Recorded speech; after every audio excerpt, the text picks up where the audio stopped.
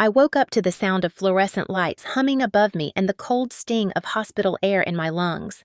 My vision swam in and out like I was drifting underwater, and the first thing I noticed was the rhythmic beep of a monitor keeping track of a heartbeat that felt like it barely belonged to me.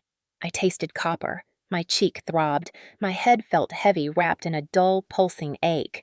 A tube rested under my nose, and an IV tugged at the back of my hand every time I tried to move. A shadow leaned forward. "Specialist Harlow, can you hear me?" The voice sounded like it came from inside a tunnel. I blinked until the room sharpened into sterile white and military green. My eyes met the calm, focused stare of an Army physician. Captain Elena Morris, ER Wing, Fort Liberty, my base, my home.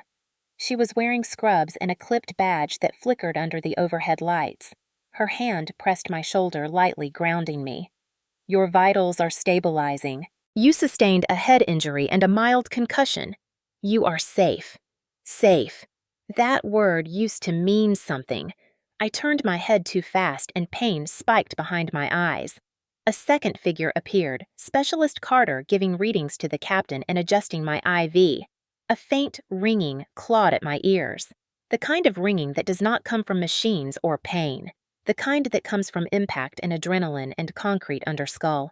The kind the body remembers before the mind catches up. And just like that, the hospital room dissolved. The memory hit me like a blast wave. A backyard. Warm April air in Fayetteville. The smell of charcoal and cheap beer. My brother Evan leaning too close to my face, breath hot with anger and insecurity he had spent his whole life feeding. His shoulders tight like he was carrying every resentment he had ever collected, his voice louder than it needed to be. "Salute him! You want to call yourself a soldier? Then salute a real one." A laugh behind him. Cruel. Sharp. SFC Daniel Ridge lounged near the grill, still half in uniform, like he wanted the whole neighborhood to see the stripes on his sleeve. Sergeant First Class, my brother's idol. My unspoken warning. His eyes tracked me with the lazy arrogance of a man too comfortable in power he did not earn.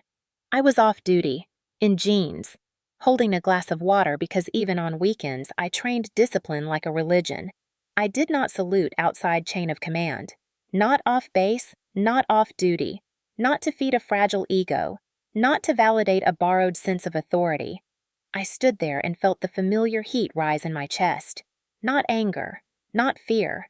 The quiet kind of steel that forms when someone has tried to break you your entire life and failed every time. Respect is earned, not demanded. Evan's face twisted. "You think you are above us because you joined the Army. You think you are better than family." I did not flinch. I earned my rank. I do not salute bullies. The backyard went silent, then a shove. Sudden, hard, pointless. A hand that had pushed me down since childhood did it again in front of strangers. My heel caught uneven ground. My shoulder clipped the metal edge of the patio table and the world tilted. A flash of sky. The taste of blood. A sound like a gun going off inside my own skull when my head met concrete. For a moment, everything went black. And in that blackness, I saw boots standing over me. But there was no honor in them. Only pride. Only weakness disguised as strength. Only a boy in a man's body and a man who hid behind rank because without it, he was nothing. The memory slammed shut and the hospital came back. My lungs pulled a shaky breath. Captain Morris leaned closer. "Try to stay still. You took a bad fall." Fall. They called it a fall. The safe clinical word for a moment that was not an accident. Not a stumble. Not misfortune. It was history repeating itself. It was control lashing out when it lost its grip. It was a lifetime of a brother who needed to feel taller than me, stronger than me, even if he had to push me to the ground to do it. Captain Morris studied my pupils. "Do you remember what happened?" I swallowed. My throat burned. Oh, I remembered. I remembered every sound, every word, every intention. I did not need to speak it yet. Truth does not rush. Truth chooses its battlefield. And revenge, when it is righteous, does not scream first. It waits, I whispered through dry lips. They did not break me.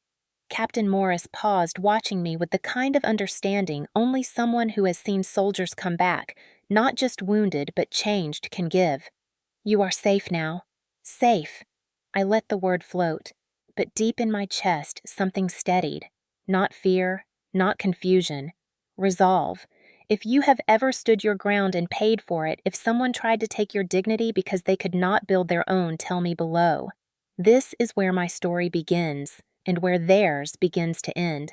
April of 2024 arrived in Fayetteville, North Carolina, with that familiar southern warmth, the kind that sits on your skin like a quiet reminder that winter is long gone, and there is no more room for excuses or hibernation. Mornings near Fort Liberty were always the same, but never dull. Reveille echoing from distance, the hum of early joggers pounding pavement, the whisper of uniform fabric when soldiers stretched at the gate before ruck practice. Honor in motion before the sun even bothered to climb past the pine line. I lived off base in a modest apartment that looked like any other building lined up along Bragg Boulevard. Brick, square, honest. It was quiet at dawn. My kind of quiet. The kind that held discipline, not emptiness. I woke at 5 every day because habits do not ask permission. They live in the bones. Even before my alarm, my eyes would open to the soft glow bleeding through my blinds. My body knew before my mind did. I was military. Wake up, breathe steady. Breathe. Lace boots. Earn morning. I dressed for my run in silence and tied my shoelaces with slow precision. A ritual, a reminder.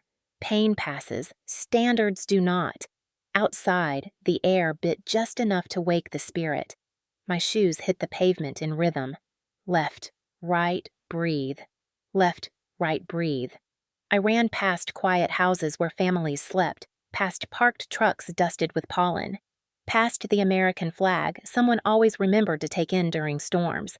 My lungs burned the good kind of burn, and the sunrise climbed slow over the city painting gold over brick and asphalt. After my miles, I walked into the small coffee shop near the highway where they knew my order without asking. Black, strong, simple.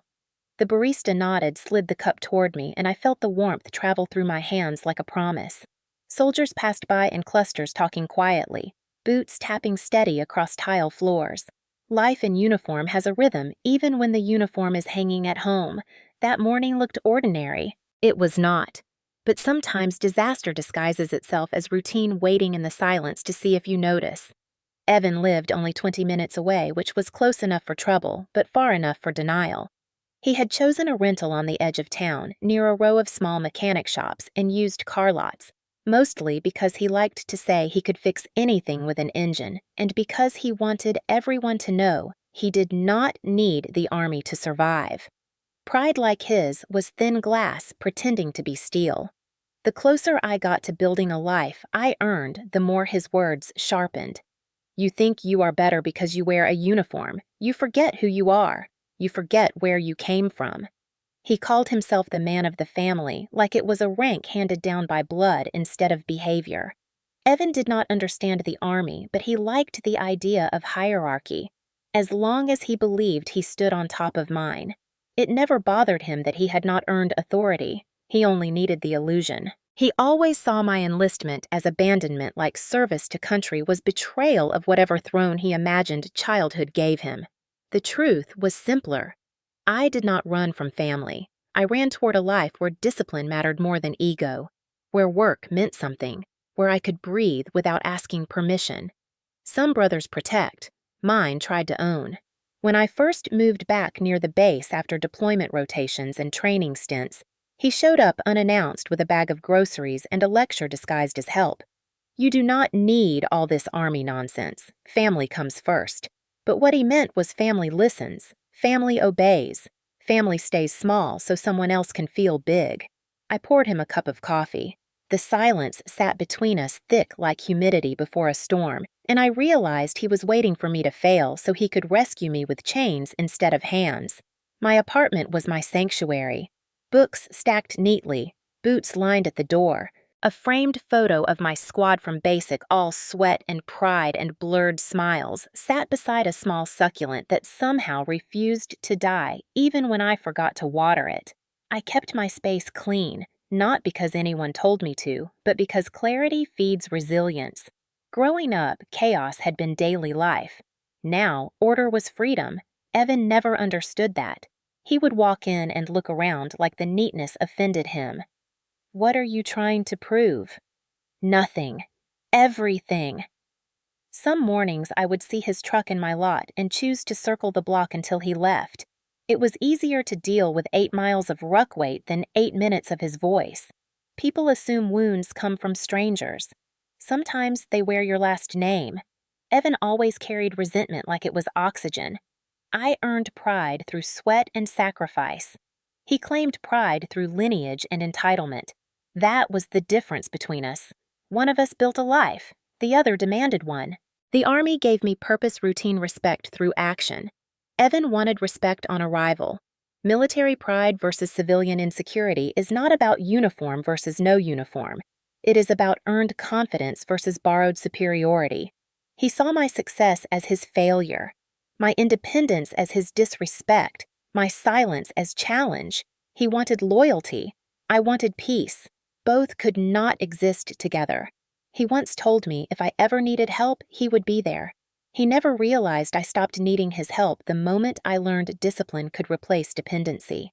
In April, the air warmed and pollen dusted every surface, clinging stubborn like memory. I stretched outside after my run, legs steady breath, even listening to the distant cadence call of a platoon beginning their morning at Fort Liberty. Soldiers train. Soldiers rise. Soldiers rebuild. My phone buzzed. "Evan, again. A barbecue this weekend. You better come. Family shows up." My chest tightened the way it always did when duty collided with blood. Family should feel like safety. Mine felt like obligation wrapped in tension. But I went, because sometimes you walk into fire to prove you are no longer flammable. That was the day everything cracked. The day ego met honor. The day a brother decided respect was owed, not earned. And the day I learned that some battles do not happen overseas. Some unfold quietly in backyards and living rooms. Some are not fought with weapons. They are fought with dignity. Rockingham, North Carolina, was the kind of place where time moved slower and grudges aged like tobacco barns in the summer heat, leaning but never falling. It was a quiet town with long roads, gas stations that doubled as gossip centers, and porches where neighbors waved with one hand and judged with the other. Childhood there did not feel like innocence. It felt like waiting for the next storm, even when the sky looked clear. My father believed two things deeply: that liquor was comfort and that control was proof of strength. He came home smelling like stale beer and machine grease, jaw-tight eyes already searching for something to correct, someone to blame, some imagined disrespect to punish. His voice was thunder without warning, his temper weather that ruined entire seasons. When he spoke, walls listened and people shrank. I learned early that footsteps down the hallway could mean a thrown plate or a slammed door or nothing at all, and somehow the nothing days hurt almost as much because you never knew when the next crack would come. My mother lived in the corners of rooms like she was trying to fold herself into the wallpaper. She moved like silence was safety, her shoulders curved inward, hands always busy with dishes or laundry or anything that kept her from meeting his eyes. Survival for her meant stillness. There was no softness in our house. Just caution dressed up as routine. Evan absorbed him like a blueprint. Older by 3 years, he watched our father with a devotion that looked like love but was really hunger. He wanted the authority without the burden, the tone without the substance, the crown without the weight. Boys copy what they think wins. Evan copied dominance. If he could not be powerful, he could at least be louder. When our father barked, Evan echoed. When our father slammed a fist on the table because dinner was late, Evan learned that volume moved the world more than patience did. I was the quiet one. Not by choice at first. Quiet because noise attracted attention. Quiet because questions brought blame. Quiet because if you cried, you were weak, and if you fought back, you were ungrateful. The first lesson I learned was that silence could be armor. It did not protect my skin, but it protected my spirit. Silence does not mean surrender. Sometimes silence means strategy. I remember one afternoon in 3rd grade when I brought home a science fair ribbon 2nd place, but earned with nights spent drawing constellations and learning names of stars from a library book. I placed it on the kitchen counter with hesitant pride, hoping someone would see me. My mother smiled small soft, like she wanted to celebrate, but did not know how without permission. My father barely glanced at it before turning to Evan and asking about his day at Little League practice. Evan had not even made the field that week, but he bragged loud and messy about almost catching a pop fly. My father slapped his back like he had just won a championship. My ribbon sat untouched until I moved it to my room that night. I learned then that in our house achievement was not measured by effort, but by ego.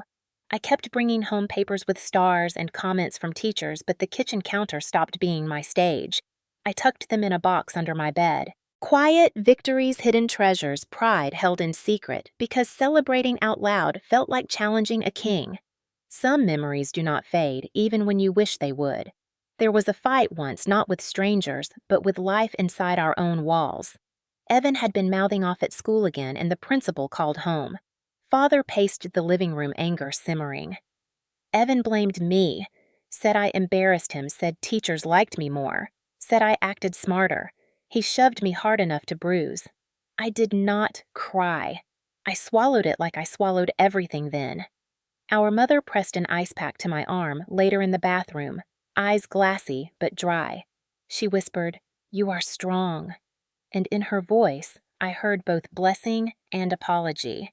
Another night I heard yelling downstairs and tiptoed to see our father gripping Evan by the collar because he mouthed back. Evan's eyes darted to me at the top of the stairs, panic flickering, and for 1 second I saw that he was not a tyrant, just a boy trapped in someone else's rules.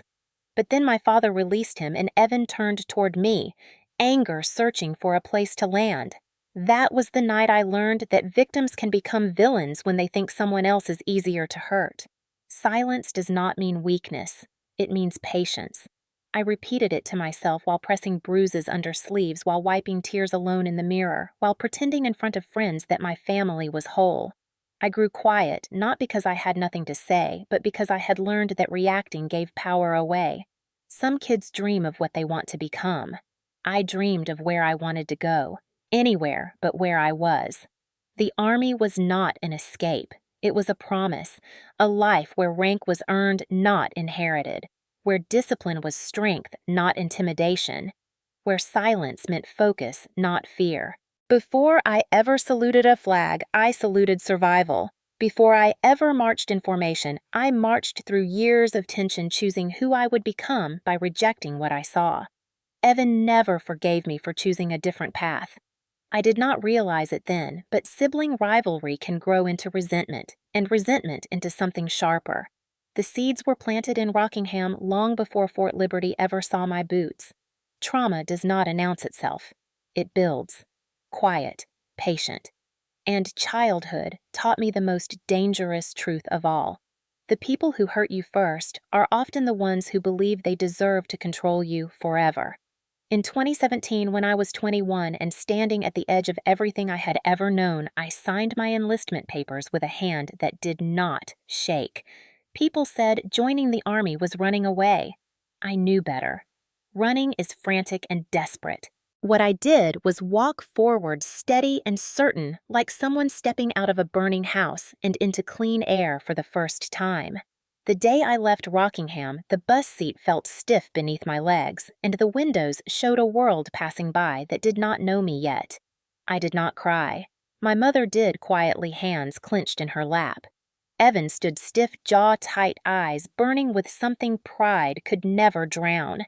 He did not hug me. He muttered, "You will be back," and I looked at him the way you look at a locked door you have already found the key for. No.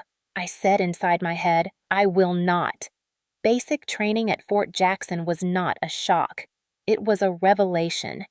The first morning, the drill sergeant stormed the bay like thunder rolling off steel. Voices shook the walls. Boots pounded concrete. Names shouted. Orders barked. Chaos crafted with precision. Some girls broke that first week, crying in bathroom stalls or calling home when phone privileges came.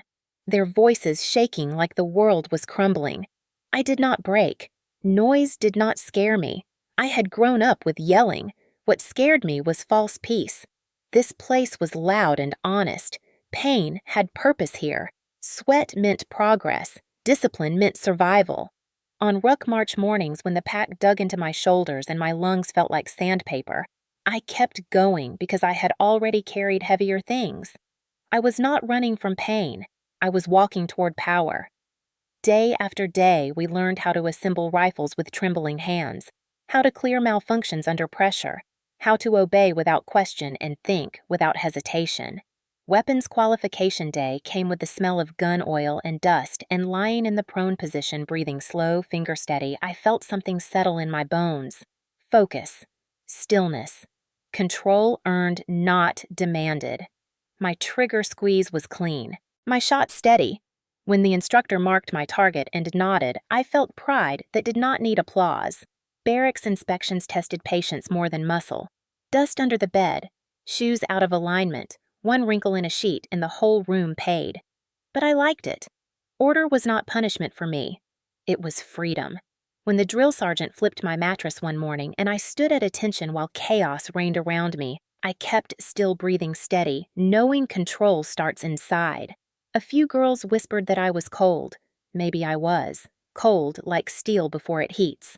Cold like discipline before it blooms into strength. I learned to march in cadence steps, syncing with hearts beating in unison, boots striking earth like promise and defiance woven together. We learned Army values not as words, but as weight, loyalty, duty, respect, selfless service, honor, integrity, personal courage. They did not feel foreign. They felt like the code I had written for myself long before I ever put on a uniform. After basic came AIT. Different uniforms, same grit. Longer days, sharper expectations. And somewhere between endless drills and nights spent shining boots until my reflection stared back at me, I met Staff Sergeant Emma Cole. She was not loud. She did not need volume. Authority lived in her posture, earned with sweat and quiet credibility. She watched how people moved, how they reacted when faced with pressure, how they held themselves when no one else was looking. She saw me before she spoke to me. One evening, after we finished evening formation, she stopped me. "Private Harlow," she said, voice low and even. "You do not flinch. That is rare. That is good. But stillness can become armor too heavy to move in. Pride can isolate as much as pain. Remember that strength is not silence. Strength is choosing when to speak." I nodded. I did not respond. She smiled slightly like she expected that. Over the months, she became more than a leader. She became a mirror, reflecting not who I was, but who I could be if I let discipline guide me instead of trauma. She pushed me without cruelty, praised without softness. And when I faltered, she never raised her voice. She simply reminded me that excellence is a habit, not an accident. I rose through the ranks at a steady pace, not fast enough for ego, but fast enough for pride. Specialist. A rank some people call the gray zone. Not quite a leader, not quite a follower, but I liked the middle. Middle is where observation lives. Middle is where strategy grows. I earned respect not through volume, but through consistency. Early to formation. Last to quit. Quiet in a world that forces noise. People trusted me to get things done. They came to me when they needed steadiness. Some admired it. Some resented it. Evan found new reasons to resent me from afar. Every time he called and I answered from the barracks or the field, his voice tightened. Every accomplishment he could not diminish became fuel for bitterness. "You think you are a hero," he would say. "I think I am building a life," I replied. The Army did not save me. I saved myself in it.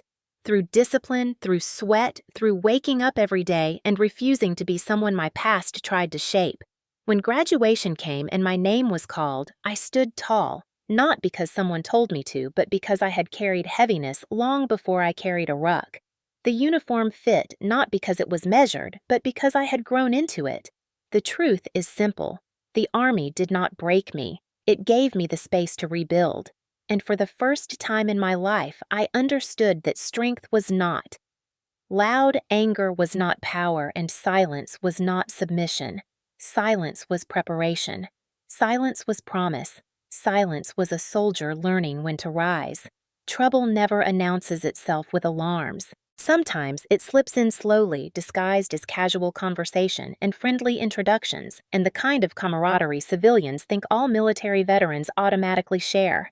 Evan started spending time at a bar near downtown Fayetteville, one of those dim places with flags on the walls and old unit patches framed behind glass. It catered to soldiers and veterans and the people who liked to orbit that world for the glow it gave them. Evan did not serve, but he liked to be seen where soldiers gathered. He liked the proximity to something he believed made him important. That is where he met Sergeant First Class Daniel Ridge. Ridge had the posture of someone who believed the world owed him recognition for simply existing in uniform. The first time Evan introduced us, it was early spring, just warm enough for outdoor tables and just noisy enough that people's voices got lost before they could finish their stories. Evan practically dragged me over chest-puffed like he had acquired a trophy, as if showing me off to Ridge proved something about his own worth. "This is my sister Avery," he said with the excitement of a boy bringing home a prize from a carnival. "She is Army, too. She thinks she is tough." Ridge lifted his chin slowly, like granting me the privilege of his attention. His eyes scanned my posture, my stance, the way I held myself. It was not assessment. It was measurement, like he was deciding where to file me in his hierarchy. "Specialist right," he said, voice flat and uninterested. "Specialists are children. They think they know everything because they survived basic and learned how to shine boots and fold socks." The comment did not sting. It floated empty like most things said by people who needed to feel taller. I met his stare without smile or flinch. "Respect does not require reaction." Evan laughed too loudly, as if Ridge had told the funniest joke of the year. "She is always too serious," Evan said. "I keep telling her she needs to relax." Ridge leaned back, boots crossed like a throne had been pulled up for him, and watched me the way a hawk watches a rabbit. It does not actually plan to chase because hunting takes effort and arrogance prefers easy prey. "You should smile when a superior speaks," he said, a lazy smirk forming. My expression did not change. I do not smile on command. I have met real leaders. They do not need reactions to feel validated. There is a certain kind of man who does not know what to do when a woman does not bend. Ridge was that kind. His brows tightened, not in anger, but in confusion, as if my calm refusal interrupted a script in his mind. "Women in uniform always think they have something to prove," he said, sipping his drink. I kept my voice level. "I do not think. I know. Proof is earned. You would understand that if you valued more than volume." Evan's jaw tightened. Ridge's smirk faded the way a shadow does when the light shifts. The moment passed quickly, masked by the sounds of clinking glasses and low laughter nearby. But something had changed. Ridge did not like me, not because I was disrespectful, but because I was not intimidated. Men like Ridge survive off compliance. They grow used to being treated like pillars simply because they stand upright. Evan loved him immediately. Ridge represented everything he wished he could be without doing the work to earn it. A uniformed authority figure who commanded attention. Someone who spoke and expected others to listen. Someone who did not question himself. Evan began mentioning him constantly. "Ridge says," "Ridge thinks," "Ridge told me." It became background noise like a radio left on in another room. At first, I let it pass. People choose their idols. But over time, I noticed a shift. Evan stood a little straighter when Ridge was around. He talked louder. He interrupted more. He began parroting phrases he had no right to own. "Real soldiers do not." "Chain of command, this rank that honor this." Words with weight spoken by someone who never carried it. Ridge encouraged it. He fed Evan validation like breadcrumbs, and my brother chased every piece, as if it would fill the hunger inside him. I saw the pattern like a map. Ridge enjoyed having a follower. Evan enjoyed having a hero. And both enjoyed trying to pull me into their hierarchy where they believed I should stand beneath them. Ridge started making comments whenever he saw me. Little cuts disguised as casual remarks. That uniform hides insecurity. Some people join for the wrong reasons. You are not leadership material if you cannot handle criticism. I never engaged. Silence was my shield, observation my weapon. The more I refused to bend, the more they pushed. Evan started testing boundaries again, like childhood ghosts had crawled out of the walls and slipped into his words. You think you are better than us. You forget family. You act like a leader when you are not even a sergeant." The irony was lost on him. Leadership is not a stripe on your sleeve. It is the way you carry responsibility when no one is looking. One evening after a long field day at the range, Evan showed up unannounced with Ridge beside him. Ridge stepped into my apartment doorway without asking, scanning my living room like he was conducting an inspection. "You keep your place tidy," Ridge said. "Good. Soldiers without discipline crumble first." He said it with the smug satisfaction of someone who believed discipline only existed when he validated it. I replied simply, "Discipline is not proven by watching. It is proven by being alone and still doing what is right." Ridge tilted his head confused again. "Men like him do not understand strength that does not need to be seen." Evan's eyes flickered between us like he was waiting for me to flinch. I did not.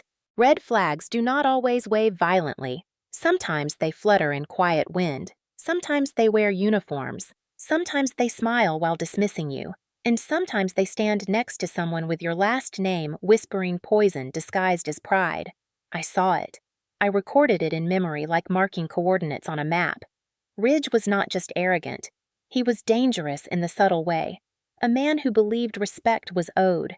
A man who believed authority was identity. A man who mistook silence for surrender. And Evan, hungry for validation, followed him like a shadow eager for sunlight. I did not fear either of them. Fear is loud. I was quiet. Quiet sees more. Quiet waits. Patterns reveal truth. And I had learned young that danger begins long before it strikes. The afternoon of the barbecue felt ordinary at first, the kind of warm April day that settles over North Carolina like a soft blanket. Sunlight filtered through oak branches, speckling the yard with gold, and the smell of grilled chicken and charcoal drifted through the air. Kids from neighboring houses shouted somewhere down the block, a lawnmower hummed faintly in the distance, and a country song played from a portable speaker Evan had balanced on the porch railing. It was the kind of scene people imagine when they think of Southern family gatherings. Nothing dangerous, nothing sharp. But sometimes the most peaceful days are the ones that hide the loudest storms. I arrived out of obligation, not excitement. I wore jeans, a plain tea-hair tied back in a simple knot. Off-duty, civilian clothes, no rank on my sleeve, no expectation to salute or stand at attention, just a sister showing up so no one could accuse her of leaving family behind. Evan spotted me first. He waved his beer bottle high like he had just won something. About time, he called out, voice already riding the edge between loud and unsteady. "Family shows up." I gave a small nod and walked toward the patio. A couple of folding chairs sat scattered around the yard. A cooler filled with ice sweated against the deck boards. I could feel eyes on me before I saw him. Ridge stood near the grill, half in uniform, like he could not bear to remove authority even on a Saturday. Camo pants, boots laced tight, belt, but his top was a civilian tee, as if he wanted credit for service without committing fully to the dignity it required. He lifted his chin in acknowledgement, a gesture that felt less like greeting and more like granting permission to exist. "Specialist Harlow," he said, tone flat, like reciting a title he did not think I deserved. "Off-duty," I reminded, matching his gaze. Ridge glanced at my clothes, smirked, then took a slow sip from his drink. "That does not change who you are expected to show respect to." Evan laughed loudly. "You hear that, Avery? Rank does not vanish just because you are wearing jeans. You still know who stands higher." I set a plate down on the picnic table, choosing not to react. Silence is not weakness, it is awareness. Ridge leaned back, crossing his arms in a posture meant to dominate space. Too many people mistake calm for softness. They only understand strength when it raises its voice. I learned long ago that true strength can speak quietly and still shake the ground. Evan turned up the music, the bass thumping through the yard. He was already leaning into his performance mood, the one where he needed everyone to see him, hear him, feel him. Beer loosened his tongue more than humility ever did. He moved closer, almost chest to chest, holding his bottle loosely like he owned the air between us. "You know, Avery," he said, slurring slightly. "Ridge here served real time. He fought. He worked. He earned his place." He jerked his thumb toward Ridge. "Show him who the real soldier is in this family. Bow." Salute. The yard went quiet, though the music still played. Conversations stopped. Heads turned. A breeze drifted across the lawn, but it did not cool anything. Heat rose up my spine, not from shame, but from something colder. A line had been crossed, and every person present knew it. My voice remained steady. Respect is earned, not demanded. Evan's eyes narrowed. The casual smirk he often wore twisted into something meaner. Do not embarrass me. Salute him. Show where loyalty stands. I breathed slowly, grounding myself. This was not a battlefield, but it held soldiers. Pride and insecurity make their own war zones. I do not salute outside chain of command, and I do not perform respect. Ridge shifted his weight, blocking part of the walkway between me and the gate. Not fully. Just enough that intention registered. A wall disguised as a stance. A message without words. Evan stepped closer. His breath carried beer and bitterness and old resentment he never learned to let go of. You think you are better than us because you wear a uniform. You think the world owes you. I held my ground. I think the world does not owe anyone. We earn our place. He scoffed loud and sharp. Then show him. Salute. My jaw tightened just enough to anchor me. No. One syllable. Quiet. Entire. Evan's face flushed a deep red, climbing up his neck. Years of unspoken rivalry condensed into a single moment. He shoved me. It was not dramatic. It was not telegraphed. It was not even surprising. It was petty, fast, desperate. A push from a man who never learned that power and force are not the same thing. My foot caught the edge of the concrete patio. My balance tipped. The metal table edge met my temple with a blunt, ringing impact. The world tilted sharply, sound warping, like someone had turned down the volume of reality. Light flashed. Breathing staggered. Someone gasped. Someone else cursed under their breath. I felt the warmth spread before I saw it. Not dramatic, not gushing, just a slow pulse above my eyebrow. A reminder that skin can tear even when spirit does not. The ground swayed beneath me. Ears buzzed, vision blurred. A ringing filled my head, the same kind that visits firing ranges and memories of childhood yelling. In that swirl of noise and heat, I looked down and saw boots near me. Clean, polished, planted wide, like they belonged to someone who believed ground itself owed him space.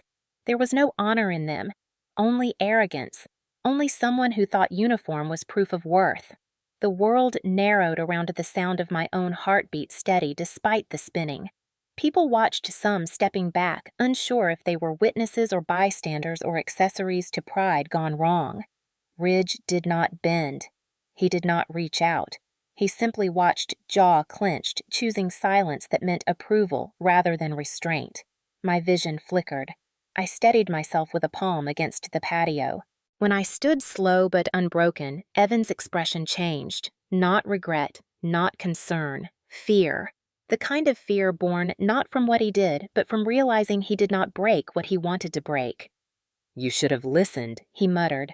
My voice came out steady enough to cut through the thick summer air. Leadership is not measured by who bows. It is measured by who rises. I turned toward the gate. Ridge shifted his stance instinctively as if blocking me again, but only for a second. He hesitated. That hesitation revealed everything. A man who relies on intimidation does not know what to do when someone refuses to fear him. I walked past. Each step slow, steady, deliberate. The buzz in my ears softened into a low hum. Every heartbeat held meaning. Every breath tasted like clarity. I did not slam doors or raise my voice. I simply left. Quiet is not surrender. Quiet is strategy. Quiet is truth, waiting for its moment. As I reached the sidewalk, I whispered a single sentence to myself, not out of weakness, but out of promise. I saw boots, not honor. If you have ever been punished for refusing to be disrespected, tell me. I know what it means to stand alone when standing is the hardest thing you will ever do. The emergency room lights were too bright, the kind that cut through eyelids and patience at the same time. I could feel dried blood at my temples, stiff against skin, and the steady hum of machinery wrapped around me like static. Every breath tasted like antiseptic and metal. A nurse tightened the blood pressure cuff around my arm. A soft voice, practiced but firm. "You are doing all right, specialist. Stay with us." My eyes opened slowly, the ceiling swimming before settling. I blinked, letting the world come back in fragments. The monitors beeping, a distant cough, the shuffle of rubber soles across linoleum. Captain Morris returned, chart in hand. "You took a significant blow to the head," she said. "Mild concussion. No signs of internal bleeding, but we are keeping you for observation." Her tone was clinical but not cold. Trained empathy, the kind soldiers recognize in others who have seen more than textbooks. "Can you tell me what happened?" I swallowed, feeling the ache pulse down my spine. Something cracked. I slipped. It was not a lie, just not the whole truth. She studied me for a quiet moment. "There is no shame in calling something what it is. People do not just fall like that." My breath steadied. I had learned long ago that timing matters. Words are ammunition. You do not fire until the target is clear and the aim is sure. "I will file a report," I said eventually. "Not now." Her brows lifted slightly. Then she nodded. "You do not have to decide everything tonight, but do not carry this alone." After she left, a CID officer approached, identification clipped to his chest, steps steady, purposeful. He stopped at the foot of my bed, eyes scanning me the way professionals do when they need truth more than comfort. "Specialist Harlow," he said, "we received a notification about possible injury off post. Standard screening. Can you walk me through it?" A pause stretched between us like a drawn breath. I could have spoken then. I could have handed the story over to the system designed to handle it, but a system is not strategy, and justice without evidence becomes noise. I kept my gaze level. "It was an accident." His jaw tightened, not in impatience but in recognition. He had seen this before. Soldiers choosing silence, not because they lacked courage, but because they were planning something bigger than paperwork. "If anything changes," he said quietly, "you know how to reach us." The moment he walked away, the weight of decision settled. Not cowardice, calculation. I closed my eyes and listened to the steady beeping beside me. In war, you do not move on impulse. You move with intent. You do not strike first, you strike last, and only when you know you will not have to strike again. Nurses changed shifts. Time blurred. Fluorescent lights dimmed slightly as night pressed against the hospital windows. A tech checked my vitals and wrapped fresh gauze at my temple, the tape tugging gently at skin.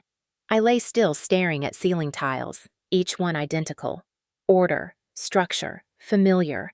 Noise from earlier replayed in my head, not tormenting, just sorting. Evan's shove. Ridge's silence. The ring of metal. The blur of shock on faces. And beneath it all, a stillness, settling like dust after impact. Anger did not rise. Anger clouds aim. What rose instead was something colder, something sharper, precision. They expected me to react loudly, to accuse immediately, to shout and storm and crumble. That would have made their story easier, emotional, irrational, uncontrolled.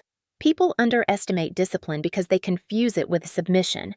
But discipline is not bowing. It is preparing. It is waiting until the moment that matters most. I breathed in. I breathed out. In the hallway, I heard wheels squeak and someone laugh at a joke whispered too loudly. Normal life indifferent to private wars. My thoughts drifted to my brother, to the way his eyes flashed when his push did not bring victory, to the way insecurity tries to wear dominance like armor but always cracks under quiet strength. And Ridge, standing there like a statue carved from arrogance, confident until the second doubt flickered in his posture. Men like them think silence means defeat. They do not understand that silence can be loading. My head ached, but my purpose did not. I was not done, not wounded, not broken, just paused. Rest is not surrender. It is preparation. You do not win wars by screaming first. You win by striking last. When the nurse came in again, she asked if I wanted anything for pain. "No," I said. "I need clarity." She gave a small nod, the kind medical staff gives soldiers who speak in a language of resolve. Outside the curtain, someone wheeled a cart rattling with supplies. I closed my eyes again, letting the darkness settle not to escape, but to sharpen. What happened was not finished. It was only the opening move. They thought that moment in the backyard defined power. They had no idea what discipline looks like when it decides to rise. I would heal. I would stand. And when I spoke, I would not speak alone or unprepared. Truth deserved proper staging, and dignity deserved an audience. Not yet, I whispered in my mind. Soon. The world outside kept moving. I lay still, gathering the storm, without noise, readying the truth like a blade forged in patience. They thought they saw my weakest moment. They did not know they had just witnessed my quietest strength. Healing does not always look like rest. Sometimes it looks like stillness with purpose. Sometimes it looks like hands steady over a phone, scrolling through messages while a bandage pulls slightly at your temple. 2 days after the backyard, the swelling on my head had settled into a deep, shadowed bruise. The ringing faded, replaced by clarity. I sat at my kitchen table laptop open notebook, beside it a black pen resting on the margin like a soldier waiting for orders. This was not revenge. Revenge is emotional. This was documentation. Truth dressed in discipline. The first step was simple. I opened my phone. Texts from Evan sat there, unfiltered proof of a lifetime of entitlement. You brought this on yourself. Should have listened. If you acted humble, you would not get hurt. Humble. It was a funny word for someone who had never learned what humility meant. I took screenshots. Every word mattered. Then I scrolled further through weeks of messages. Snide comments, digs about my service, warnings disguised as advice. The kind of tone abusers use when they want control without accountability. Save, save, save. Evidence is not emotion. Evidence is fact. Next came voicemails. One from the night after the barbecue, Evan slurring into the mic. Maybe now you learn your place. Maybe now you know respect. I replayed it once, not for pain, but for accuracy. Save. His voice would not shake me. It would expose him. I turned to my security system. My Ring camera recorded the arrival, the voices outside before the confrontation. Not the impact itself, but tone tells its own story. Evan bragging loudly about putting me in check. Ridge chuckling. Words that seemed harmless to them, but context gives weight. I downloaded the footage labeled neatly by date and time. The neighbors came next. Not all just the ones who had paused outside the gate when the commotion rose. Mrs. Turner from 2 houses down knocked that afternoon carrying a Tupperware filled with cornbread and concern. I heard yelling, she said quietly, eyes soft on the bruise forming along my hairline. I saw you stand up after he pushed. You did not fall. You rose. Her words held something sacred. Witness and blessing together. I asked if she would write a short statement. She nodded without hesitation. People who know truth do not fear ink. Mr. Patel next door left a note on my door later offering help if I needed it. He mentioned he saw me stumble, that the push looked deliberate, not clumsy. I thanked him, asked politely if he could put that in writing. He did by evening. Small moments. Big foundation. Evidence does not need noise. It needs honesty. Then came Ridge. He was harder. Not because he hid, but because he believed the uniform made him untouchable. Men who love authority often hand you proof without realizing it. Evan had forwarded me a voice memo months earlier of Ridge ranting about soldiers who do not respect ranks.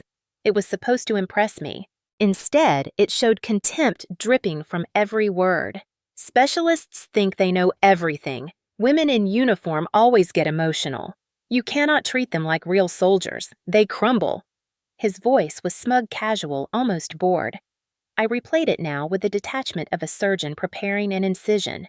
Save, label, date. I sent the file to a secure folder. The Army values are not slogans to me. They are vows. When someone wears the same cloth and spits on it, they are not brothers in arms. They are liabilities to the uniform. The more I gathered, the calmer I became. Calm is misunderstood. People think it means numb. They forget calm can mean ready.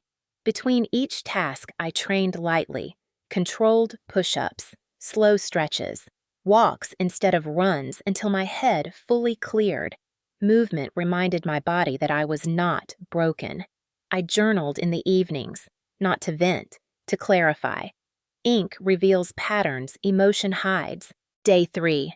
I sat at the gym on base, a towel wrapped around my neck after a cautious workout. I was adjusting my wrist brace from a mild sprain when I felt someone take the bench beside me. I knew the presence before I saw her. Staff Sergeant Emma Cole observed me for a moment without speaking. Then she said, "You look like a storm that learned patience." I met her eyes. "You always had a way of walking into truths before others knew they existed," I said. "You are planning something," she murmured. It was not a question. I held her gaze. "No. I am preparing something true." Her expression shifted not into shock or judgment, but respect. "People mistake your silence," she said. "They think quiet means unsure. You and I know it means dangerous. Dangerous to who? Not to the innocent, not to the honorable, only to those who confuse dominance with leadership." She nodded once. "When you move, do it right. I always do." The gym noise continued around us, treadmills humming, weight plates clanking. But in that moment, the air held meaning heavier than iron. On the walk home, I felt my steps steady and grounded. Evening light stretched long across the street, casting shadows like timelines. I returned to my apartment, wiped down the counters, brewed tea, and reviewed the evidence again. Organized, chronological, supported by witnesses. Facts layered cleanly, no embellishment needed. Truth needs no decoration. As night settled, I sat cross-legged on my bedroom floor, breathing slow, hands resting on my knees, spine lengthened. Meditation is discipline. Focus is armor. I had learned to watch thoughts rise and fall without grabbing at them.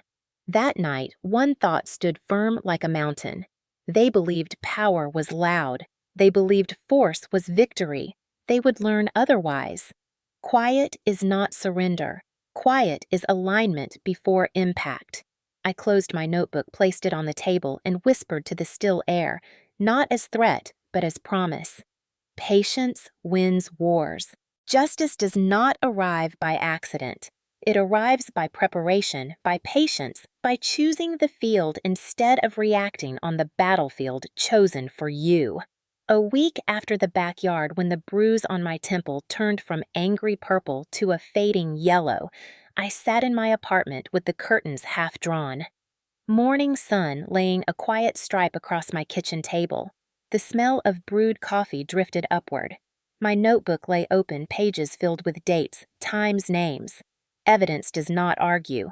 It simply waits to be seen. That morning, a flyer slid across my screen when I checked base announcements. Veterans Appreciation, Evening Community Center, Fayetteville. Guest speaker, Sergeant First Class Daniel Ridge. His picture sat beside the event description, shoulders squared, head high, a face arranged into false humility and borrowed gravitas. The world has a strange sense of timing. I sipped coffee and felt the calm settle deeper. The event was in 4 days. Enough time to sharpen truth into something that did not shout but cut clean. I made a list. Witness statements printed, screenshots labeled, audio recordings trimmed with timestamps visible, ring footage saved to drive and backup. I consulted a lawyer quietly, a former JAG officer who now handled misconduct cases and community disputes. I emailed without emotion, attached proof, without embellishment. He responded with 3 sentences that told me everything I needed to know. Stand firm, present facts, let their reactions convict them. He provided language I could use if anyone tried to twist the narrative. Response scripts, not aggression. Clarity. Men like Ridge depend on confusion. They thrive when targets flail or scream or stumble. They do not know what to do when someone stands still with truth in their hands. I typed a simple note to neighbors who witnessed the afternoon. "There is an event this week. Your presence would mean more than you know. Mrs." Turner responded immediately. "We'll be there, honey." Mr. Patel sent a thumbs-up emoji and a line that made me smile without meaning to. Sometimes good people need witnesses too.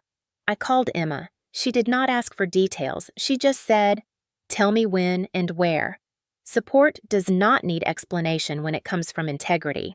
The community center was familiar to many of us, a place where potlucks happened, where soldiers returned from deployments to applause and hugs. where retirees in baseball caps embroidered with branch logos sat and swapped stories about dusty bases and long marches. I scouted the location quietly 2 days before the event.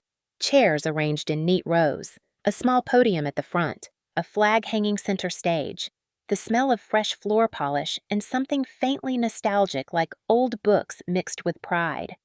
I stood at the back with hands behind my back, posture straight, breathing slow. Preparation is not about power.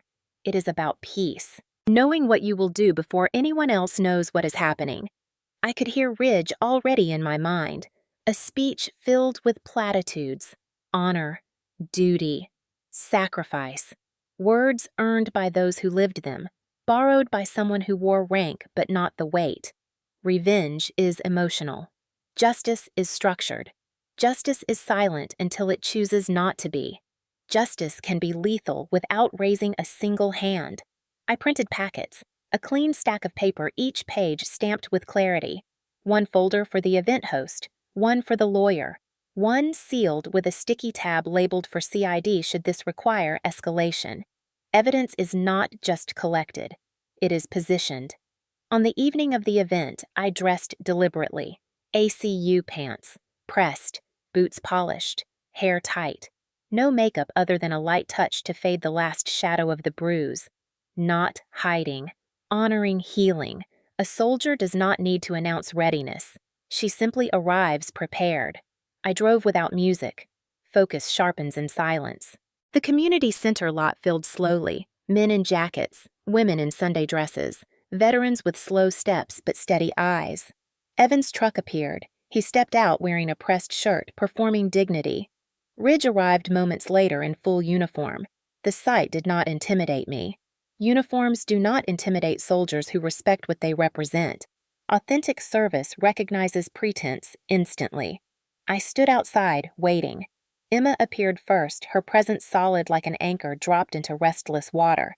Neighbors joined. Mrs. Turner offered a gentle squeeze to my hand. Mr. Patel tipped his head in quiet respect. We walked in together. Not a formation, but something close. Inside, chairs filled. The hum of greetings floated through the room. Ridge walked to the podium, shaking hands like a politician wearing a smile that did not reach his eyes. Evan hovered near him, looking swollen with pride and second-hand importance. They did not notice me at first. People rarely notice the person who does not rush for attention.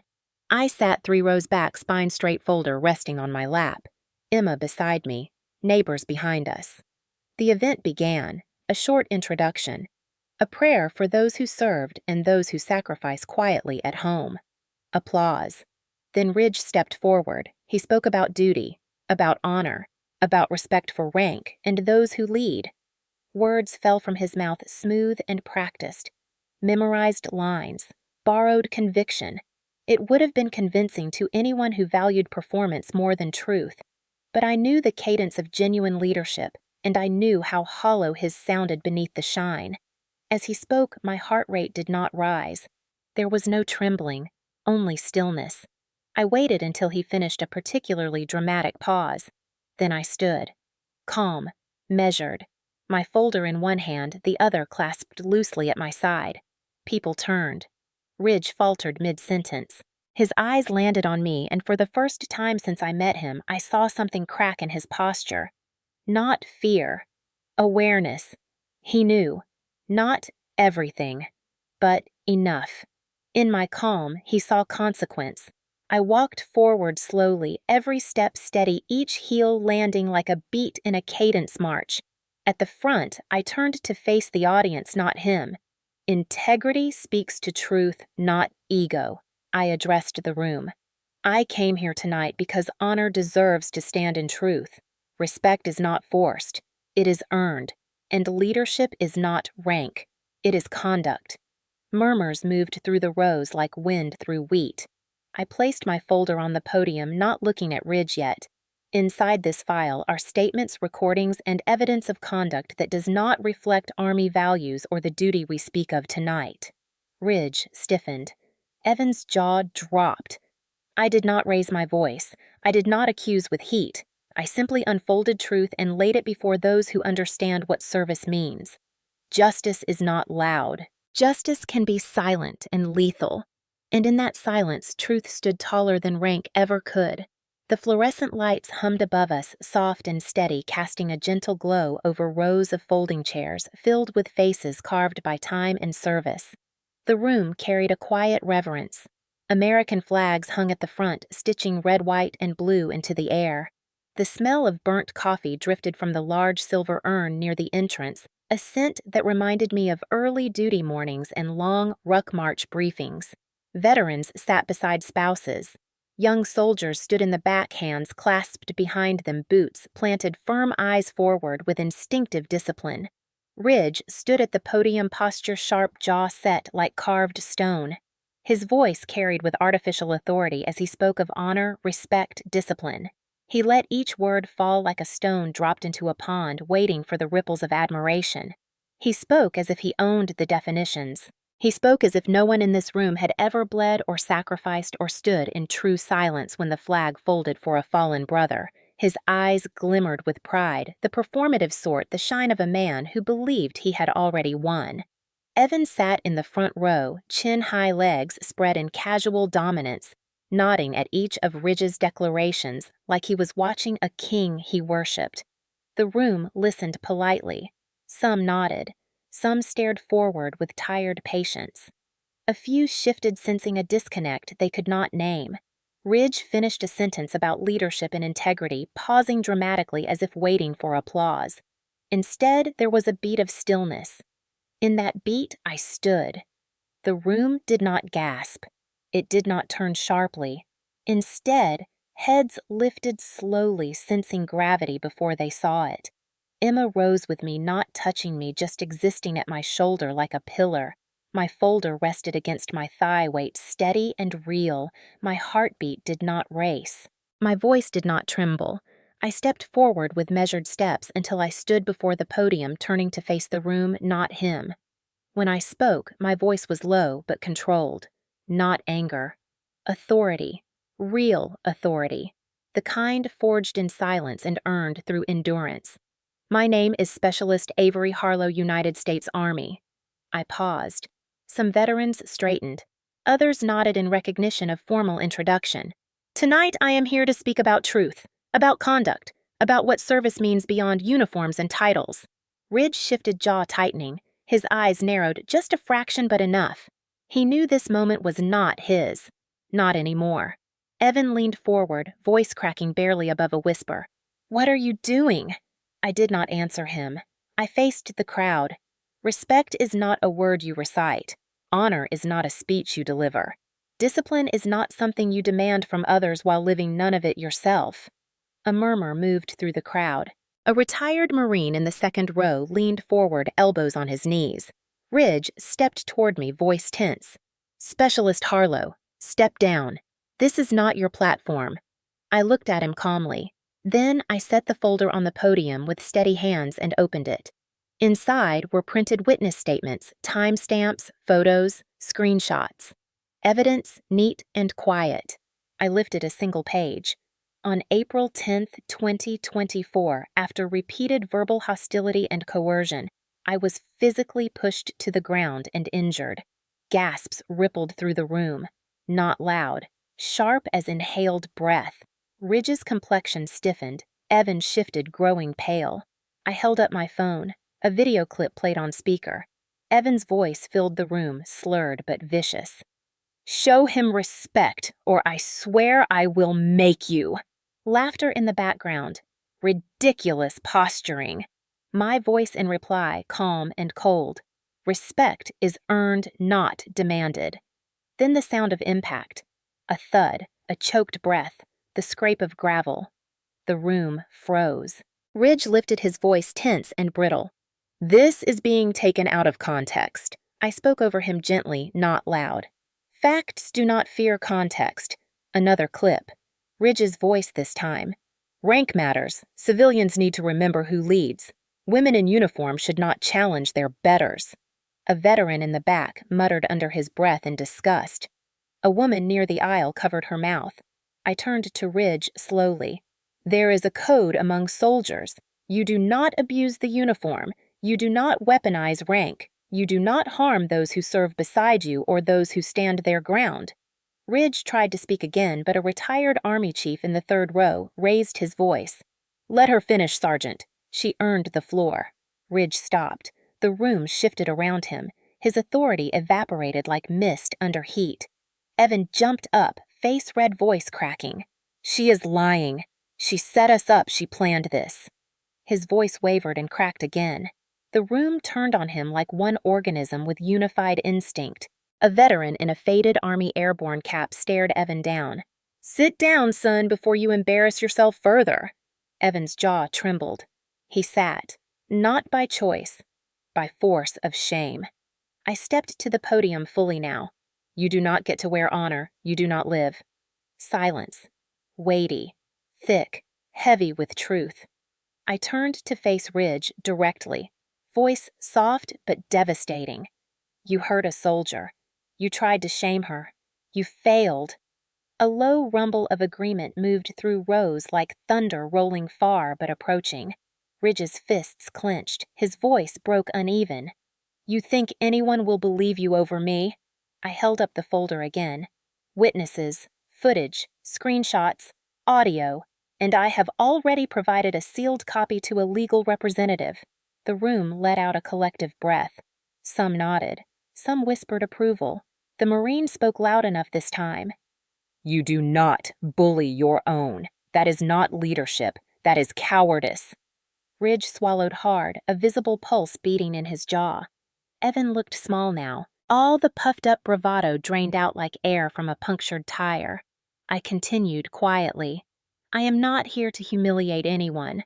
I am here to stand where truth stands, to protect what this uniform means. I turned to the crowd, not seeking applause, simply delivering truth like a folded flag. When honor is threatened, silence is not loyalty. It is surrender, and I do not surrender. Not anymore. For a long breath, the room did not move. Then a single pair of hands clapped slowly. A retired Navy woman near the aisle. Then a second, a third, until the room stood, not cheering, not shouting, standing in solemn acknowledgement. Ridge did not speak again.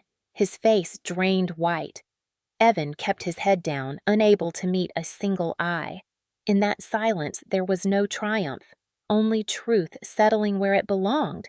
And in that moment, I understood something men like Ridge never will. Justice does not roar. Sometimes it simply stands, steady, unshaken, unbroken.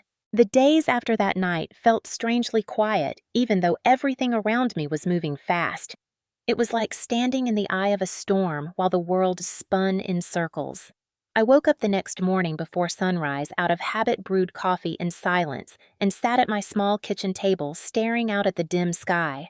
My phone vibrated once, then again, then non-stop.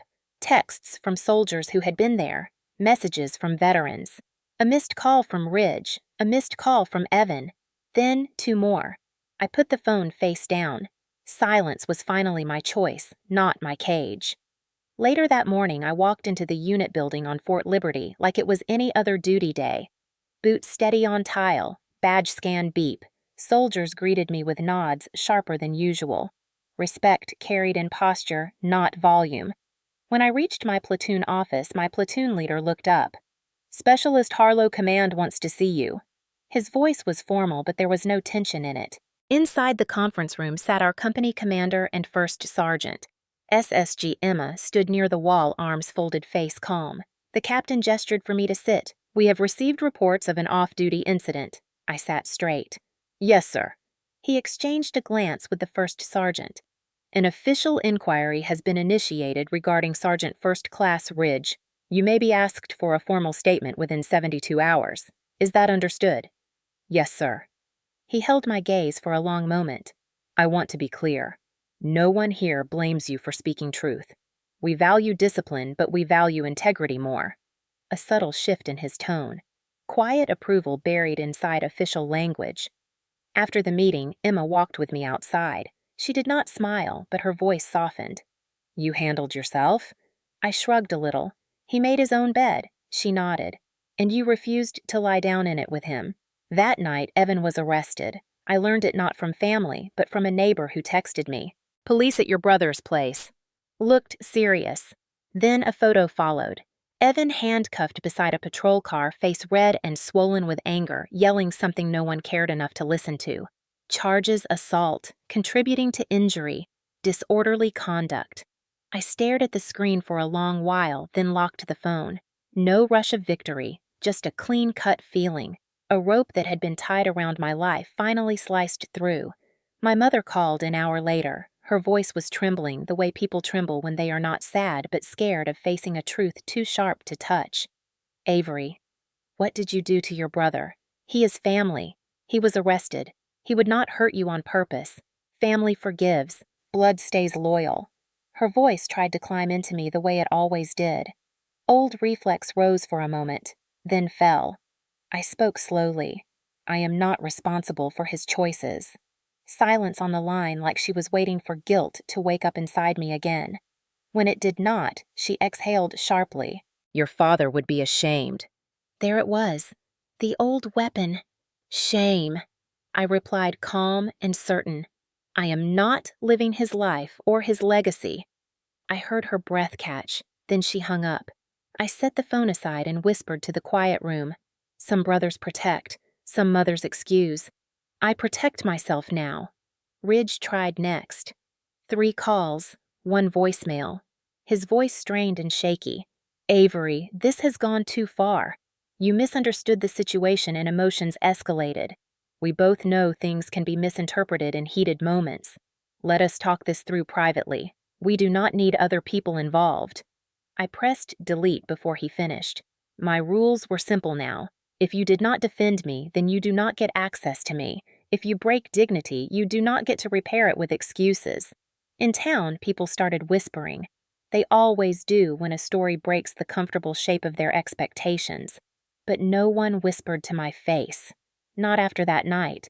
Some nodded to me at the grocery store. Some dropped eyes. Some seemed unsure if I was a storm or a shield. Truth is, I was neither. I was simply done apologizing for existing. That weekend, the disciplinary meeting for Ridge began. Soldiers at the event had already given statements. Veterans from the audience had submitted written accounts too.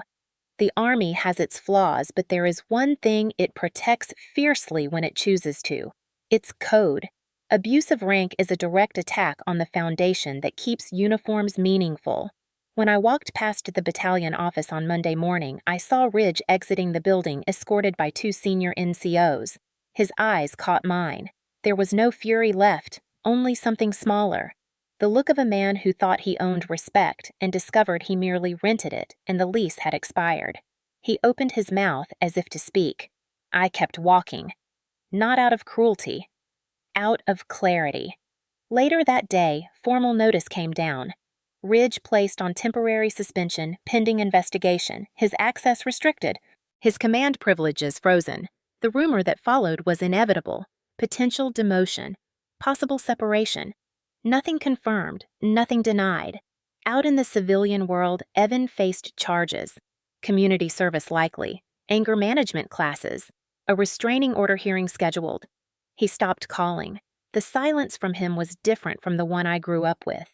Then it was power. Now it was consequence. My mother attempted one more time several days later.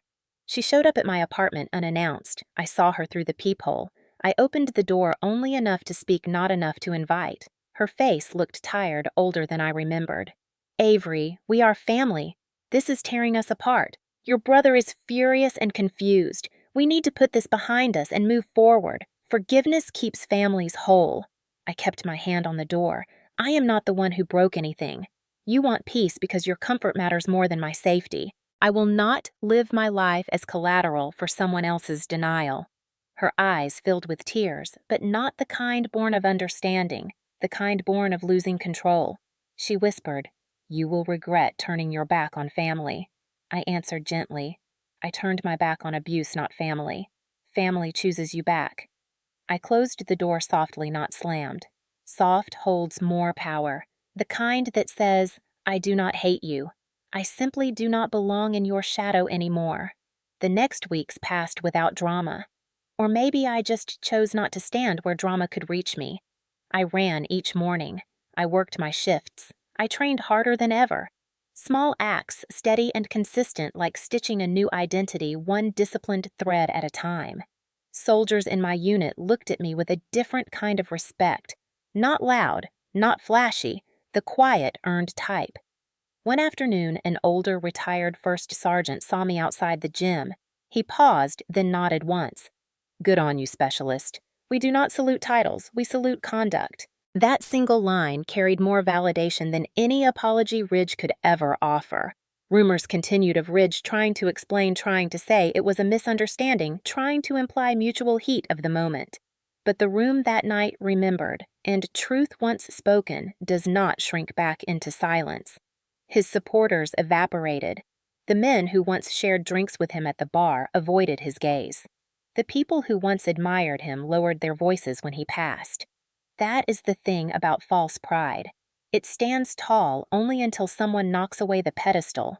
Without image, there was nothing left beneath. As for me, I found an odd peace settling in, not triumphant, humble, like breathing fresh air after years of holding breath. I looked in the mirror one evening and realized something simple. I did not need anyone to speak for me. I had spoken. I did not need anyone to protect me. I had protected myself. And whispers no longer felt like threats. Let them whisper. I only speak when truth matters. Healing does not arrive like a trumpet or a marching band. It comes quietly, like boots on grass at dawn, like breath you did not realize you had been holding finally released. The first week after everything unfolded, I kept waking before sunrise, even on my off days. For years, that rhythm was survival. Now it was choice. I rolled out of bed, stretched beneath the still, soft half-light, laced my boots slowly with deliberate care. There was comfort in repetition. You learn in the Army that routines are not cages when you choose them. They become anchors. I stepped outside each morning into cool air that tasted clean, the sky pale gray before it remembered how to be blue. I began to run, at first because I needed to move. Later, because I wanted to feel the strength in my legs again, the steady pace of my heartbeat, not from stress, but from life. Footsteps rhythm against pavement, breath steady, a body reclaiming itself. Therapy began the same week. The Army offers resources. Many avoid them out of pride. Pride never fed me. Truth did. My therapist was a quiet woman named Dr. Hayes, former Air Force. She did not waste time with soft pity or forced cheer. She asked questions like a medic probing gently but firmly around a wound. "What do you feel when you think of your family?" I answered honestly. Relief. She nodded, not in approval, but understanding. "Then you are grieving what could have been, not what was." That line sat with me for days. I grew up believing loyalty meant staying even when it hurt. The Army taught me loyalty means standing where integrity stands, even if you stand alone. Slowly, I learned there was no contradiction there. It was the world that confused obedience with love. After sessions, I sat in my car sometimes without turning the engine on, letting the quiet settle.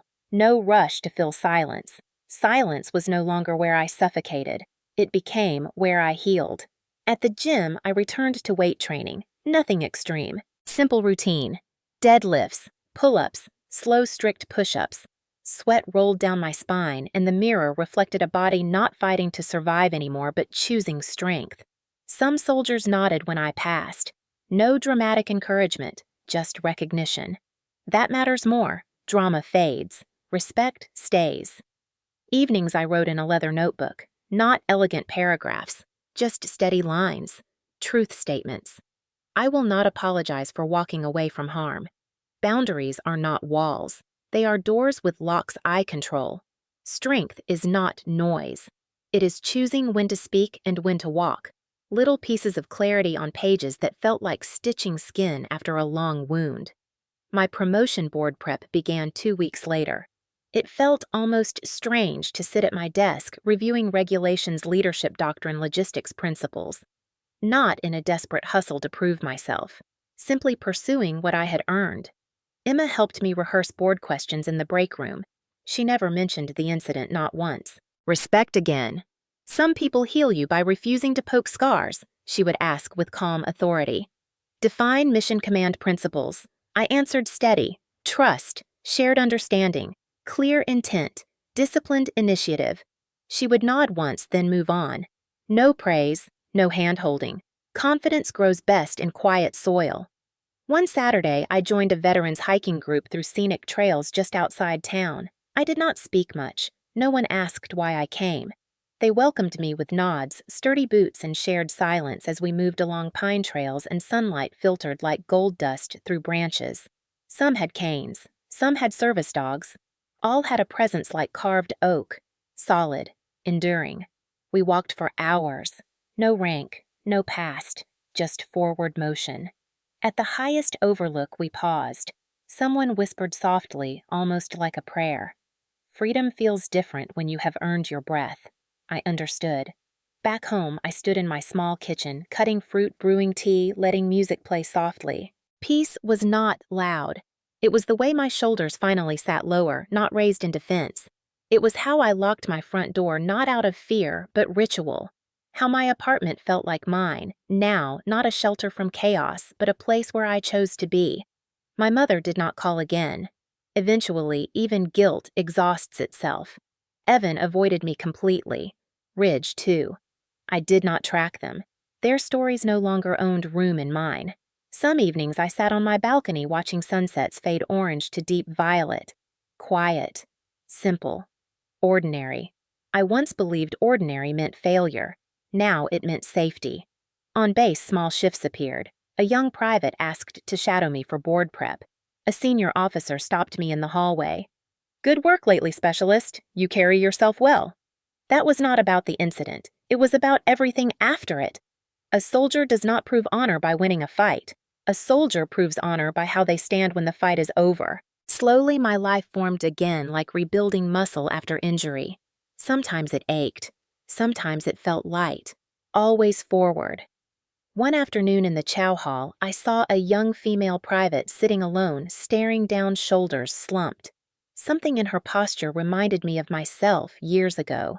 I sat across from her without asking. She looked up, startled. "Rough week," she said quietly.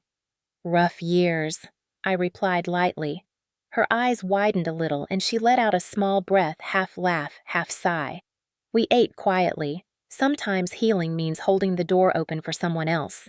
Weeks passed like that. Steady days, sunrises, workouts, sessions with Dr. Hayes, my notebook filling with truths written in pen so they could not be erased.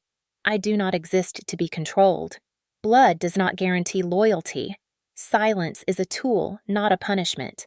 One morning I woke and realized something simple but profound. I did not dread anything. Not a single thing. That is healing, not fireworks, not triumph, not just peace. Earned like rank. Carried like weight lifted off, inch by inch. One sunrise near the end of the month, I stood outside during morning colors as the flag rose. The trumpet notes felt sharper than before, ringing through crisp air.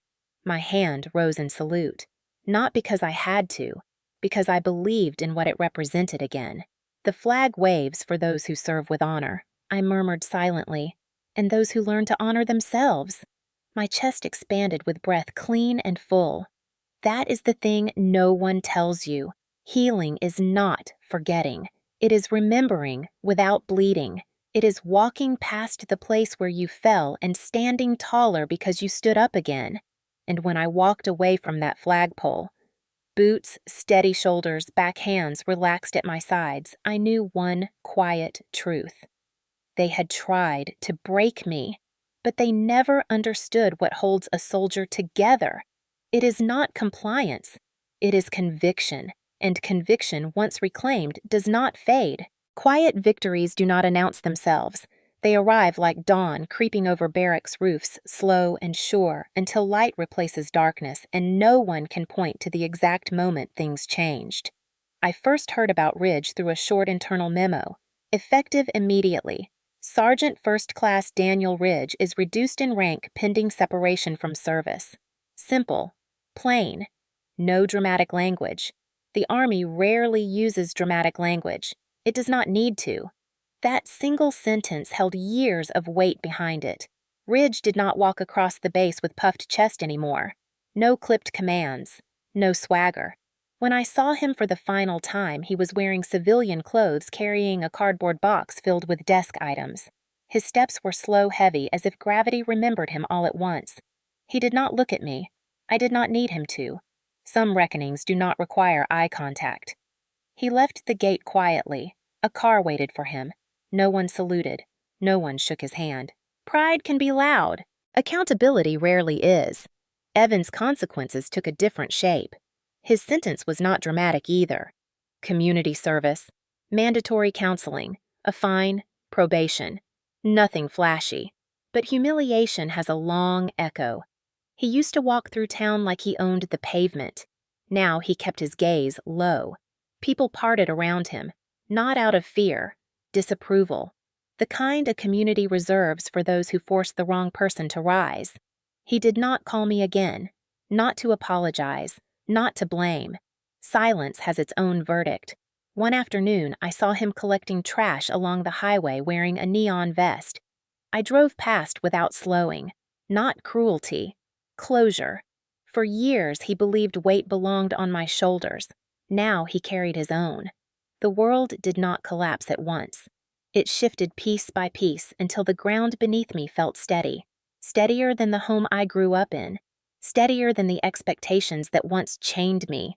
Healing was not a finish line ribbon snapping across my chest. It was waking up every day without bracing for someone else's anger. It was cooking breakfast in my kitchen with sunlight spilling in like something earned, not borrowed. It was walking through Fort Liberty with the understanding that respect was no longer something I fought to prove. It lived in me now, because I lived in my truth. One morning, months later, I stood outside the base at sunrise. The air was cool. The sky worked its way from indigo to gold, soft and slow. A breeze lifted the edge of the flag, making it flutter before rising strong. A new day. I stood still, boots rooted in the soil of a place that tested me and shaped me but no longer owned every corner of my identity. I was my own. The base loudspeakers played the first notes of reveille, and soldiers paused in motion across the grounds. I brought my hand up in salute, palm-crisp fingers aligned. I did not salute the system or the rank or the trials behind me. I saluted who I had become through all of it. Someone who stayed. Someone who learned. Someone who walked through fire without letting it turn her bitter. I did not raise my voice. I raised my standards. And when silence no longer protected me, truth did. People often imagine victory as cheering crowds or grand speeches or dramatic declarations. Mine was different. My victory was peace. My victory was boundaries. My victory was the realization that walking away from those who harm you is not surrender, it is self-respect. Ridge lost his rank. Evan lost his pedestal. I did not take anything from them. They surrendered those things the moment they chose domination over honor. The world simply corrected the balance. I used to think silence was weakness, something that kept me small. I learned silence can be armor when you choose it, but truth is the sword, and there is nothing stronger than someone who knows when to use each. I turned from the flag and walked toward a future I built with discipline and dignity, not noise. I did not need applause. I did not need validation. My quiet victory spoke for itself, one steady step at a time, boots on earth, breath free. And somewhere behind me, whispers faded like dust in wind. Let them whisper. I only speak when truth matters. If you have ever stood your ground and paid a price for it, I want you to know something. You were not wrong for refusing to shrink. You were not wrong for choosing dignity over comfort. And you are not alone here. Tell me where you are watching from and tell me the truth you refuse to bow to. Your voice matters. Your strength matters. And even quiet courage can change the world around you one honest step at a time. Stay strong.